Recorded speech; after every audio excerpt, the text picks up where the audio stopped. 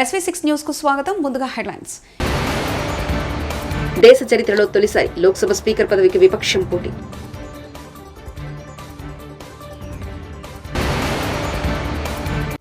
కాంగ్రెస్ లో వైభాగా విలీనం. డీకే శివకుమార్ తో జగన్ చర్చలు. ఎమ్మెల్యే నల్లవెల్లే.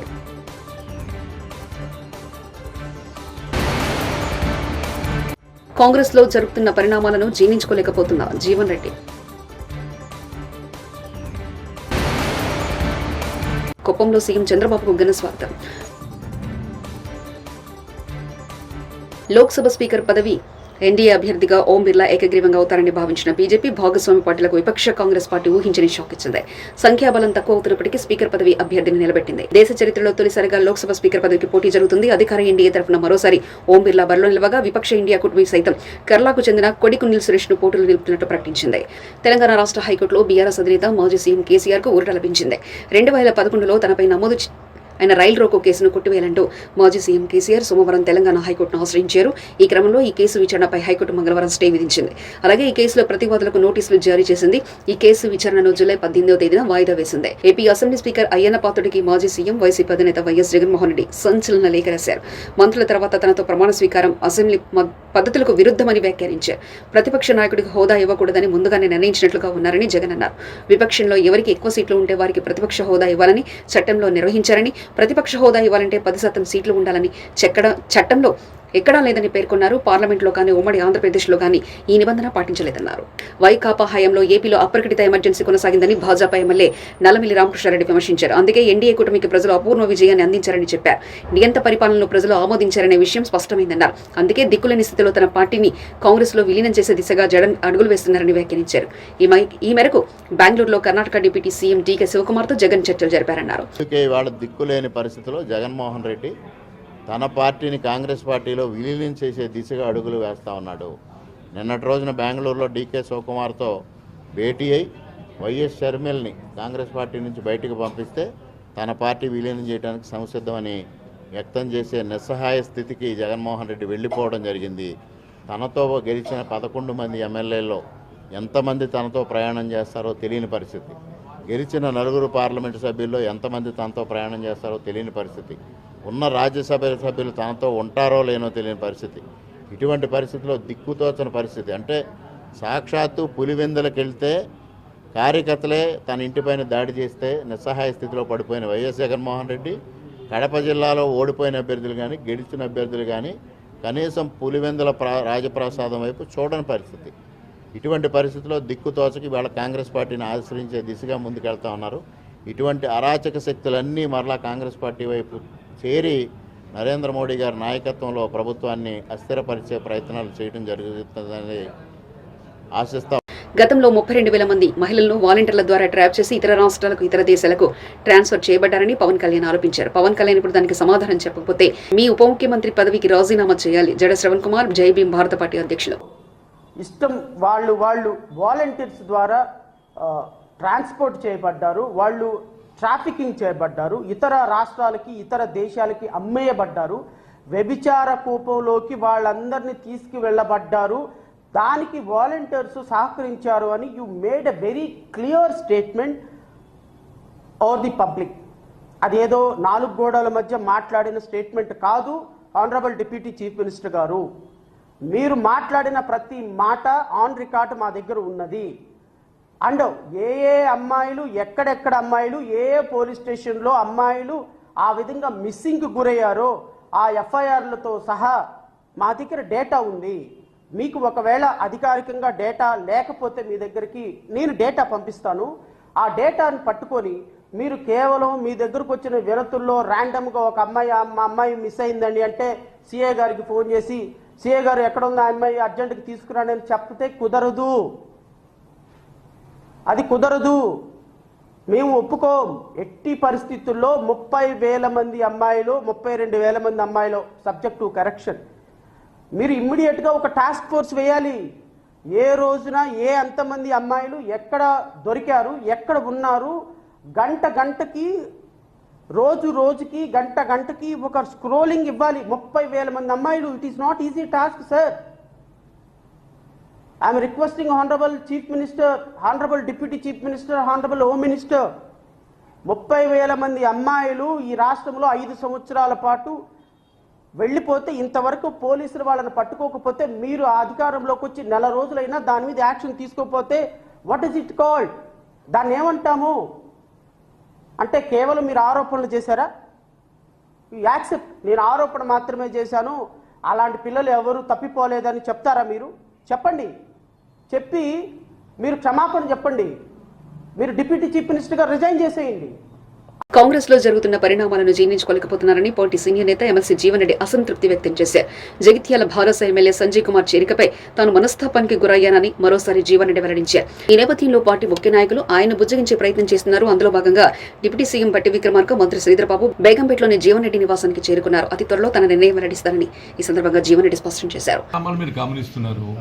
పార్టీ జరుగుతున్న పరిణామం దృష్టిలో ఏదైతున్నదో నీకు వాస్తవంగా మనస్తాపానికి గురైనా పార్టీ కార్యకర్త మనోభావాలకు అనుగుణంగా నాకు మరి పార్టీ పరంగా 40 సంవత్సరాల సుదీర్ఘ ప్రజా జీవితం పార్టీతో కలిసి పనిచేసిన, పార్టీ బలోపేత కూడా పనిచేసినాం. నాకు కూడా పార్టీ పరంగా వివిధ అవకాశాలు లభించినాయి. కానీ చివరిగా ఏదైతున్నదో ఇవాళ ఈ తీసుకున్న నిర్ణయంతో అంటే వాస్తవంగా రాష్ట్రంలో కాంగ్రెస్ ప్రభుత్వం సుస్థిరంగా ఉన్నది. 65 సంఖ్యాబలం ఉన్నది. Any day 7 MIM members, there is no scope of they are sailing together with BJP. CPI ఒక సభ్యుడు ఉన్నాడు. మనకు కావాల్సింది ప్రజా విధానాలపై మనం ప్రజానీకం యొక్క మెప్పు పొందే ప్రయత్నం చేయాలి. ఆ ప్రయత్నం జరుగుతున్నది. ఆ ప్రయత్నం జరుగుతున్న తరుణం లోపల మళ్ళీ మనం ఏదైతుంది వాస్తవంగా వీళ్ళ మన పార్లమెంట్ ఎన్నికల్లో అఖిల భారత కాంగ్రెస్ పార్టీ ప్రధానంగా ఏదైతుందో దేశంలో ఉన్న పరిస్థితులను పరిగణలోకి తీసుకుంటూ నాడు రాజీవ్ గాంధీ గారు ఏదైతే ఈ యాంటీ డిఫెక్షన్ లా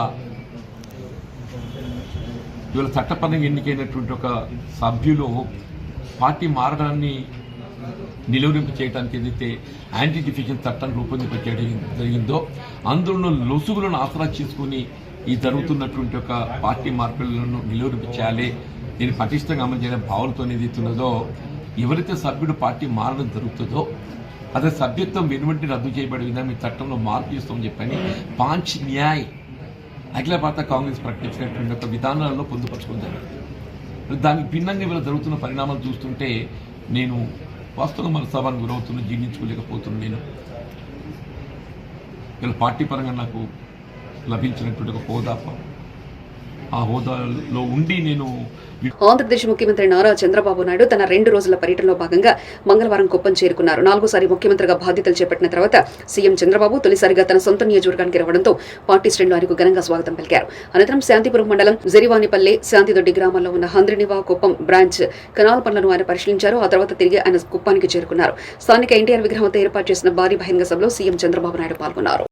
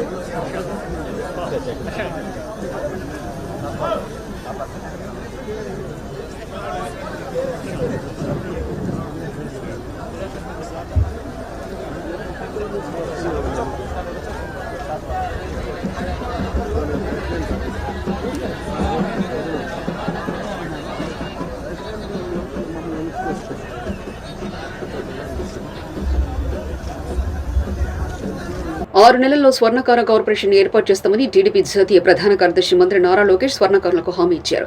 మంగళవారం లోకేష్ నిర్వహించిన ప్రజా దర్బార్ ప్రజలు పెద్ద ఎత్తున తరలివచ్చారు.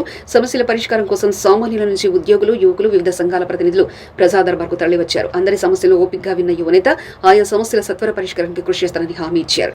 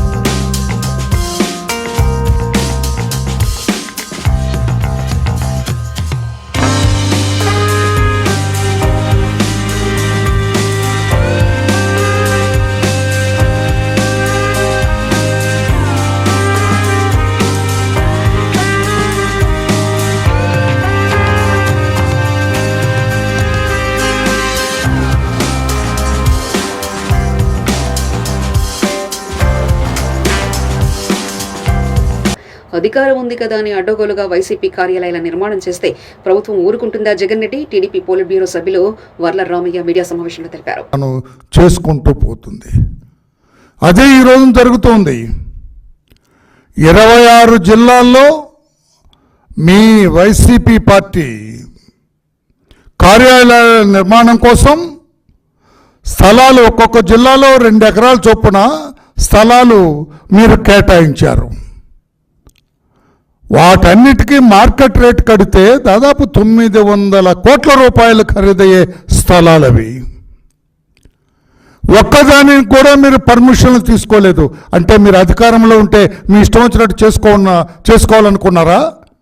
రాష్ట్రం మీ సొంత జాగీరా? మీ ఇష్టం వచ్చినట్లుగా మీ కార్యాలయాలు కట్టుకుంటూ పోతారా? చట్టం ఊరుకోలేదు. తన పని తాను చేసుకుంటూ పోతుంది. గగ్గోలు పెట్టేస్తున్నారు. పెద్ద పెద్దగా కేకలు వేస్తూ ఉన్నారు. మా కార్యాలయాలు పడగొడుతున్నారు, మా కార్యాలయాలు పడగొడుతున్నారని. లేదే, మీ కార్యాలయాలు కాదే పడగొట్టుతుంది. అక్రమంగా ఏ పర్మిషన్ లేకుండా, ఏ అనుమతులు లేకుండా నిర్మించిన ఒక కట్టడాన్ని పడగొట్టారు. పైగా దానికి మీరు గగ్గోలు పెడతారు, దయ్యాలు వేదాలు వల్లించినట్లు. అసలు ఈ పడగొట్టడానికి, ఈ విధ్వంసానికి కారకులు మీరు. 10 మందికి ఉపయోగపడే ప్రజావేదికను కూలగొట్టింది మీరు. అది ఎవరి సొంతం కాదు, ఏ పార్టీ కార్యాలయం కాదు, ఏ వ్యక్తికి సంబంధించింది కాదు. అయినా కూడా మీ అహం, మీ ఇగో సాటిస్ఫై చేయటం కోసం చంద్రబాబు గారు అక్కడే ప్రజలతో మాట్లాడేవారు. చంద్రబాబు గారు జిల్లా కలెక్టర్ గా పనిచేసిన శ్రీమతి నాగలక్ష్మి, శ్రీకాకుళం జాయింట్ కలెక్టర్ శ్రీ నవీన్ దంపతులు మంగళవారం చదురుగుడిలో శ్రీ పైడితల్లి అమ్మవారిని దర్శించుకున్నారు. దేవస్థానం తరఫున వేద పండితులుగా తాత రాజేశ్వరమ్మ వారిని మంగళ వాయిద్యాల నడుమ దేవస్థాన కార్యనిర్వహణాధికారి డివివి ప్రసాదరావు అర్చకులు పూర్ణకొమ్ముతో స్వాగతించారు. అమ్మవారికి ప్రత్యేక పూజలు నిర్వహించనున్న జిల్లా కలెక్టర్ నాగలక్ష్మి, నవీన్ దంపతులను వేద పండితులు వేద ఆశీర్వచనం చేశారు.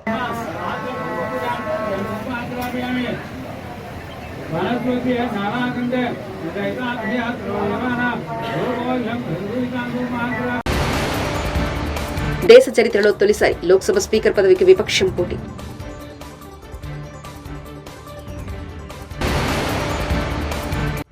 కాంగ్రెస్ లో వైభాగ్గా విలీనం. డీకే శివకుమార్తో జగన్ చర్చలు. ఎమ్మెల్యే నల్లవెల్లే.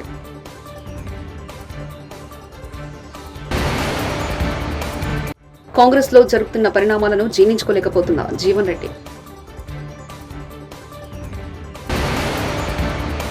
కుప్పంలో సీఎం చంద్రబాబుకు ఘన స్వాగతం. ఇవి బులెటిన్ విశేషాలు. చూస్తూనే ఉండండి SV6 న్యూస్.